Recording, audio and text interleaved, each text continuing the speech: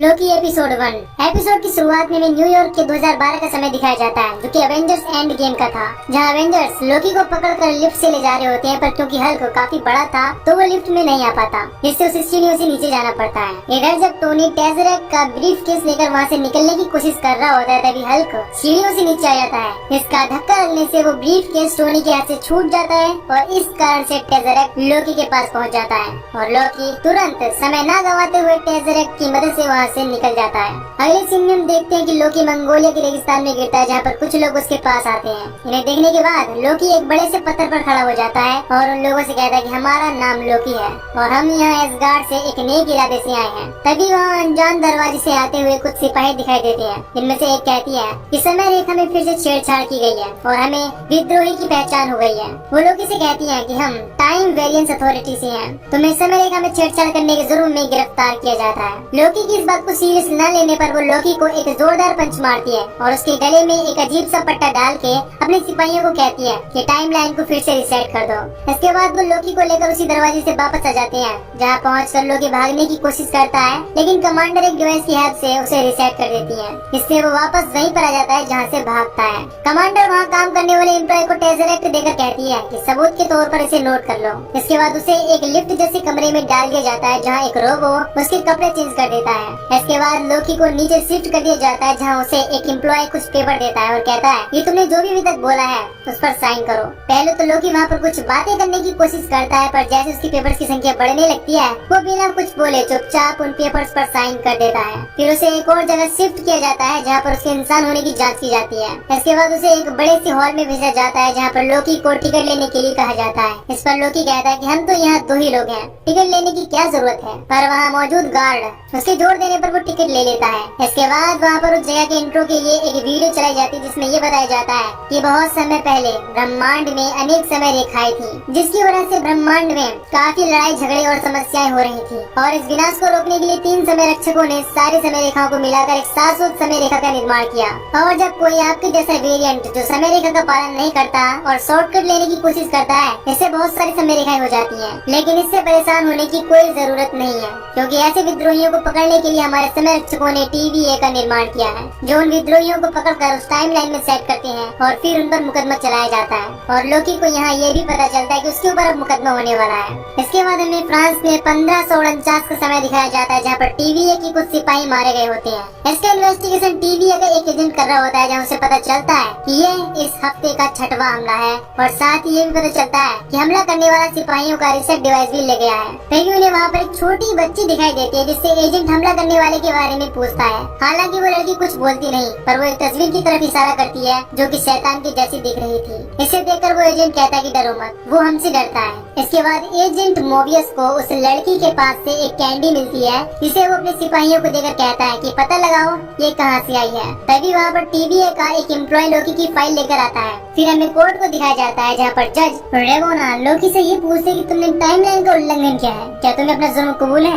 इस पर लोकी कहते हैं कि आप लोगों को कोई गलत फहमी हुई है, टाइमलाइन में जो कुछ भी गड़बड़ी हुई है वो हमने नहीं एवेंजर्स ने की है। अगर किसी को सजा मिलनी चाहिए तो वो एवेंजर्स हैं। अगर हमें ही आपके कुछ सिपाही मिल जाए तो हम खुद ही उन्हें सजा दे देंगे। इस पर रेवोना कहती है कि ये मुकदमा एवेंजर्स पर नहीं बल्कि तुम पर चलाया जा रहा है। एवेंजर्स ने जो किया वो उनकी नियति थी, यानी कि वो होना ही था, पर तुमने जो किया वो समय रेखा का उल्लंघन था। लोकी पूछता कि नियति कौन तय करता है। इस पर रेवोना बताती है कि नियति हमारे समय रक्षक यानी कि टाइम कीपर्स तय करते हैं। इस पर लोकी कहता है कि फिर तो हमें उनसे बात करनी चाहिए, लेकिन जज कहती है कि वो अभी बिजी हैं, वो तुमसे अभी नहीं मिल सकते। इसके बाद लोकी अपना जादू इस्तेमाल करने की कोशिश करता है, पर वो ऐसा नहीं कर पाता, जिसे देखकर वहाँ सब हंसने लगती हैं। इसके बाद रेवोना बताती है कि TVA में जादुई शक्तियाँ काम नहीं करती। इसके बाद रेवोना उसे रीसेट करने की सजा सुनाती है। इससे लोकी गुस्सा हो जाता है और कहता है कि तुम लोग 2 कौड़ी के सरकारी अफसर हमें सजा दोगे, तुम्हें हमारी शक्तियों का जरा भी अंदाजा नहीं है। तभी एजेंट मोबियस बोलता है कि मुझे इसकी काबिलियत का पता है। इस पर रेवोना कहती है कि मोबियस क्या तुम वही सोच रहे हो जो मैं सोच रही हूँ? अगर ऐसा सोच रहे हो तो ये बहुत घटिया आइडिया है। पर मोबियस उससे एक चांस देने के लिए कहता है और लोकी को वहाँ से रिसेट होने से बचा लेता है। इसके बाद वो उसे टाइम थिएटर में ले जाता है और कहता है कि मेरा नाम एजेंट एजेंट मोबियस है और मुझे कुछ सवालों का जवाब चाहिए और पूछता है कि तुम यहाँ से आजाद हो गए तो तुम क्या करोगे। इस पर लोकी जवाब देता है कि हमने जो शुरू किया उसे खत्म करेंगे।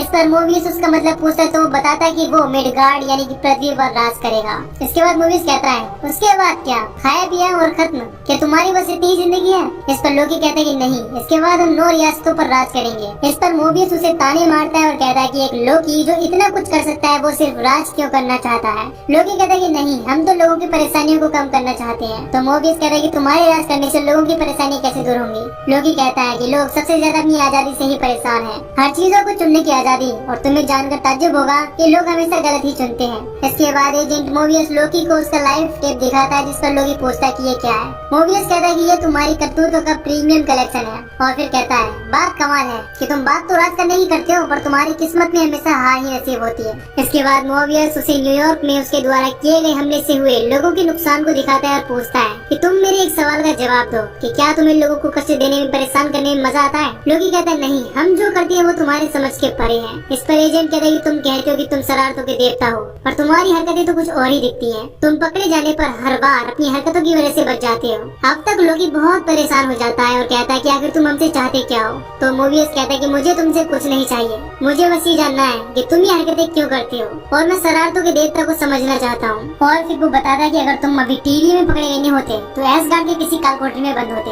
और वो ये भी दिखाता है और कहता है कि तुमने तो अपनी बेवकूफी के कारण अपनी माँ को भी मरवा दिया था। फिर लोकी को उसकी माँ के मरने की सीन दिखाता है। इसे देखकर लोकी को यकीन नहीं होता और कहता है कि ये सब झूठ है, तुम भविष्य कैसे दिखा सकते हो, ये तो हुआ ही नहीं है। इस पर एजेंट बताता है कि टाइम रक्षक यानी कि टाइम कीपर सबका भविष्य लिखते हैं और ये टेप लोगों की पूरी लाइफ को दिखाता है। तभी एजेंट के पास कमांडर आती है और कहते हैं कि कुछ प्रॉब्लम हो गई है, मुझे तुमसे बात करनी है। एजेंट मोबियस लोकी को कहीं न जाने की हिदायत देकर वहाँ से चला जाता है। इसके बाद हम देखते हैं कि कमांडर लोकी को रिसेट करने के लिए कहती है। इस पर एजेंट मोबियस उसे ऐसा करने से मना कर देता है और जब एजेंट मोबियस वापस अपने केबिन में आता है तो देखता है कि वो लोकी के गले में लगे डिवाइस का कंट्रोल रिमोट भूल गया था, जिससे वहाँ से लोकी गायब हो जाता है। इसके बाद लोकी उसी एम्प्लॉय के पास पहुँचता है जिसे कमांडर ने टेज़रेक्ट रखने को दिया था और उससे वो टेज़रेक्ट वापस मांगता है और देखता है कि वहाँ पर ढेर सारी अनंत मणियाँ पड़ी हैं। वो उस एम्प्लॉय से पूछता है कि क्या ये अनंत मणियाँ हैं, तो वो बोलता है कि हाँ वही है और बताता है कि ये तो यहाँ बहुत सारी पड़ी हुई हैं, हम इन्हें यहाँ पर पेपर वेट के लिए यूज करते हैं। इसके बाद लोकी को एहसास होता है कि टीवी सच में ब्रह्मांड की सबसे पावरफुल संस्था है। तभी कमांडर आकर लोकी पर अटैक करने की कोशिश करती है लेकिन लोकी टेज़रेक्ट लेकर यहाँ से फिर से गायब हो जाता है और फिर से टाइम थिएटर में पहुँच जाता है जहाँ वो अपनी पूरी लाइफ को देखता है कि कैसे उसकी माँ मारी गई, जिसे देखकर वो बहुत दुखी होता है। फिर वो देखता है कि वो भी थैनोस के हाथों मारा जाता है। तभी वहाँ पर कमांडर पहुँच जाती है और लोकी को मारने की कोशिश करती है। तब लोकी उससे कहता है कि मेरे इरादे नेक थे और उस पर अटैक करके टाइम बेल्ट उसके गले में डाल देता है। इसके बाद उसे काफी परेशान करता है। जिसके बाद जब एजेंट मोबियस वहाँ आता है तो लोकी उससे कहता है कि लोगों को मारने या उन्हें कष्ट पहुँचाने से मुझे कभी अच्छा नहीं लगा, लेकिन ऐसा करना मेरी मजबूरी है। इस पर एजेंट मोबियस पूछता है कि ये कैसी मजबूरी है। लोकी बोलता है कि मुझे अपनी कमजोरी छुपाने के लिए ऐसा करना पड़ता है। इसके बाद एजेंट मोबियस बोलता है कि मुझे तुम्हारी मदद चाहिए एक टाइम वेरिएंट को पकड़ने के लिए और वो हमारे लोगों को मार रहा है और तुम उसे पकड़ने में हमारी मदद करोगे। इस पर लोकी कहता है कि तुम्हें मेरी ही मदद क्यों चाहिए। मोबियस बताता है कि वो वेरिएंट और कोई नहीं बल्कि तुम खुद ही हो। इसके बाद हमें सेलेना के 1858 का समय दिखाया जाता है जहाँ पर time variant team time line को ठीक करने गई होती है पर उनको कोई बुरी तरह जलाकर मार देता है और टाइम रिसेट डिवाइस ले लेता है और यहीं पर यह एपिसोड खत्म हो जाता है। तो दोस्तों अगर आपको ये एपिसोड पसंद आया तो वीडियो को लाइक जरूर करना और चैनल को सब्सक्राइब भी कर देना। बाकी मैं मिलूंगा आपसे न्यू वीडियो में। Till then take care, love you.